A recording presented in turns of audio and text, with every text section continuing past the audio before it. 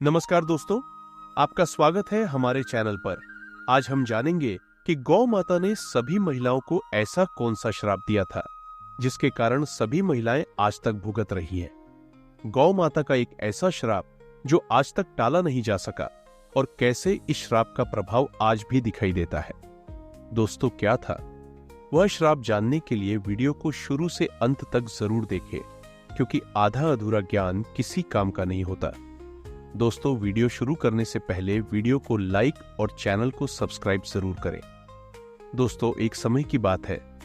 एक दिन देवर्षि नारद मुनि भगवान श्री कृष्ण के पास आते हैं और उनसे कहते हैं, हे प्रभु, आज मैं जब पृथ्वी लोक पर भ्रमण कर रहा था तो कुछ महिलाओं की बातें करते हुए सुना। पहले जब महिलाओं के बच्चे होते थे तो वे पैदा होते ही तुरंत चलना शुरू कर देते थे, लेकिन अब ऐसा नहीं होता है। प्रभु, मुझे इस प्रश्न का उत्तर मालूम नहीं था, इसलिए इस रहस्य के बारे में जानना चाहते हैं। तब श्री कृष्ण नारद मुनि से कहते, इस प्रश्न का उत्तर मैं आपको एक पुरानी कहानी के माध्यम से बताता हूं। श्री कृष्ण कहानी सुनाते हैं कि एक समय की बात है। एक गांव में रामू नाम का एक व्यक्ति रहता था जो बहुत ही स्वार्थी स्वभाव का था। वह अपनी गाय का दूध निकालकर उसे बेचता था और उसी से अपना गुजारा करता था। जब गाय ने दूध देना बंद कर दिया तो रामू ने उसे चारा डालना बंद कर दिया और मार पीट कर उसे जंगल में छोड़ दिया, बिना उसकी देखभाल के। गाय अब गर्भवती थी और उसे भोजन पानी के लिए संघर्ष करना पड़ता था। एक दिन इधर उधर भटकने के बाद जंगल में बने एक मंदिर में पहुंची और भगवान से बोली, हे प्रभु, आप मुझे गाय की योनि में जन्म क्यों दिया? देखिए, आपकी 84 लाख योनियों में जो सर्वश्रेष्ठ योनि है मनुष्य की, उसमें कितने पाप और दुष्कर्म होते हैं। गाय आगे कहती है कि उस आदमी ने मुझे अपने घर में रखा और जब तक मैं दूध देती रही मुझे हरा चारा खिलाता रहा, मेरा देखभाल करता रहा। जैसे ही मैंने दूध देना बंद कर दिया, उसने मुझे चारा खिलाना भी बंद कर दिया। इतना ही नहीं, उसने मुझे मार पीट कर जंगल में लाकर छोड़ दिया। हे प्रभु, आपने मनुष्य की जो योनि बनाई वह कितना स्वार्थी और लालची है। श्री कृष्ण कहते हैं, हे नारद मुनि, ऐसे ही धीरे धीरे समय बीतता गया और दिन गाय ने अपने बच्चे का जन्म दिया, लेकिन इतनी दुबली पतली हो गई थी कि वह अपने बच्चे को उठा नहीं पा रही थी। तभी एक औरत उसके पास गई।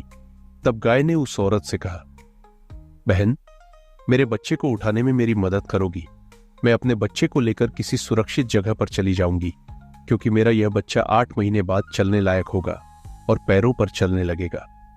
जैसे ही उस औरत ने गाय की यह बात सुनी तो वह बहुत जोर जोर से हंसने लगी और बोली, तुम्हारा बच्चा तो इतना गंदा है, इतनी गंदगी में पड़ा हुआ है। मैं तुम्हारे बच्चे को उठाकर तुम्हारे कंधे पर क्यों रखूं? मैं तुम पर यह उपकार क्यों करूं? गाय ने यह सुनकर बहुत ही अपमानित महसूस किया और दुख में भगवान से प्रार्थना करने लगी। गाय ने समस्त स्त्रियों को श्राप दे दिया कि आज के बाद उनके बच्चे जन्म के तुरंत बाद चलने में सक्षम नहीं होंगे और उन्हें इस योग्य बनने में कई महीने लगेंगे। गाय के इस श्राप के बाद से यह प्राकृतिक नियम बन गया कि नवजात शिशु जन्म के तुरंत बाद चल नहीं पाएंगे। सतयुग में सुखदेव और वेदव्यास जैसे संत जन्म के तुरंत बाद चलने लगे थे, लेकिन गाय के इस श्राप के बाद यह चमत्कार समाप्त हो गया। और यही कारण है कि किसी भी पशु पक्षी जानवर के बच्चे जन्म के तुरंत बाद चलने लगते हैं। गाय का यह श्राप हमें इस बात का प्रतीकात्मक संदेश देता है कि किसी की आत्मा को ठेस नहीं पहुंचानी चाहिए और किसी के प्रति गलत व्यवहार नहीं करना चाहिए। गोस्वामी तुलसीदास ने कहा है, परहित सरिस धर्म नहीं भाई, यानी दूसरों की भलाई से बड़ा कोई धर्म नहीं होता। दूसरों के लिए दया और करुणा का भाव रखना आवश्यक है, क्योंकि किसी के भी स्वार्थी और गलत कार्यों का व्यापक असर हो सकता है। इस कथा से हमें यह सीख मिलती है कि अपने स्वार्थ के लिए किसी को कष्ट नहीं देना चाहिए। रामू के स्वार्थी कर्म ने न केवल गाय को दुखी किया, बल्कि इस श्राप का प्रभाव समस्त मानवता पर पड़ा। इसलिए हमें हमेशा दूसरों के प्रति दयालु और संवेदनशील रहना चाहिए, ताकि हम किसी को अनजाने में भी दुख न पहुंचाएं। दोस्तों, कमेंट में गौ माता के लिए एक प्यारा सा कमेंट जरूर करें।